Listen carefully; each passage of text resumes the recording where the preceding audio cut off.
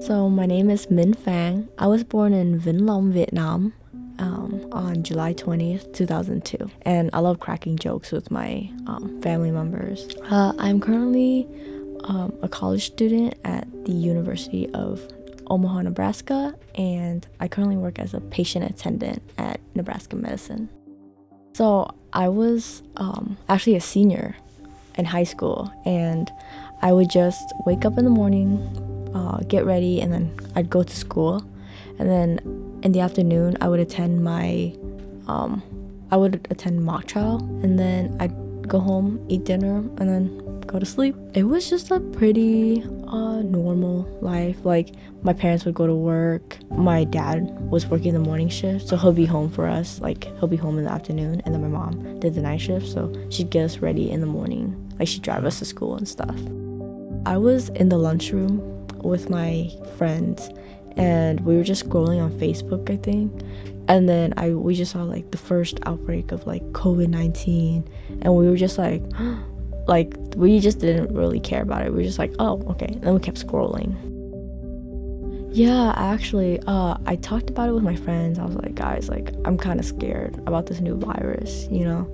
And they were just like, they kind of poked fun at it. If anything, they were like, are you sure you're not a carrier? You know what I mean? So I was just like, huh? Because we all know that it originated in China, or like the first case did. And so I was just kind of taken aback, because my friends usually like don't joke like that. So I was just like, why did they say that?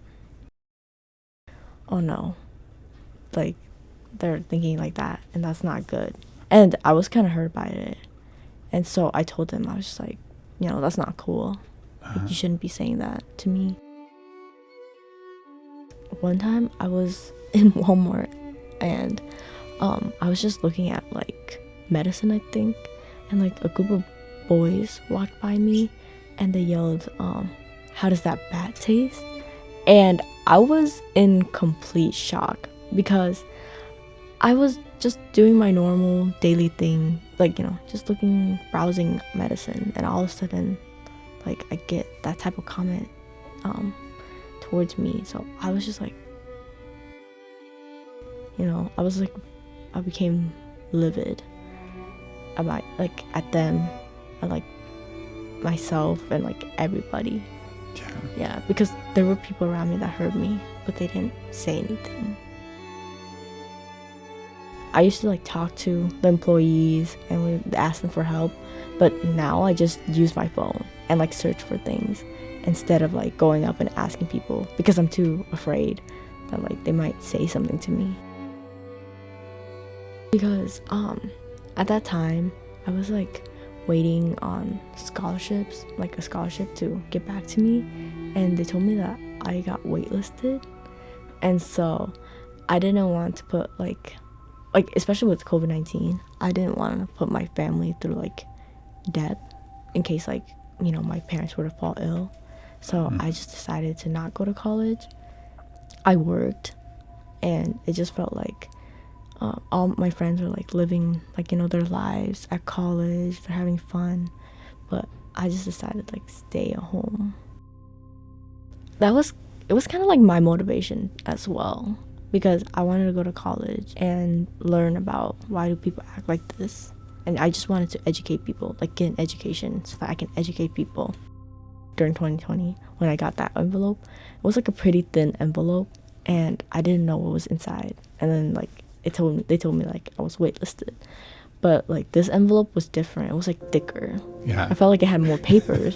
So I was just like, oh my goodness, is this a good thing? Is this a bad thing? And I waited until like my dad and my sister came home to open it with them, because I was just like, what if I got rejected again, But then like when I opened it, like I think I screamed really loudly, and my sister was like, whoa, she's never seen like so much expression from me, and like I started tearing up.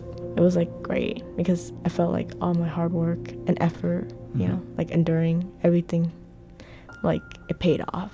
And like I started texting like all my family members, like my mom, and then like she called me while she was on break at work, and she's like, congratulations, you're so smart, like I'm proud of you.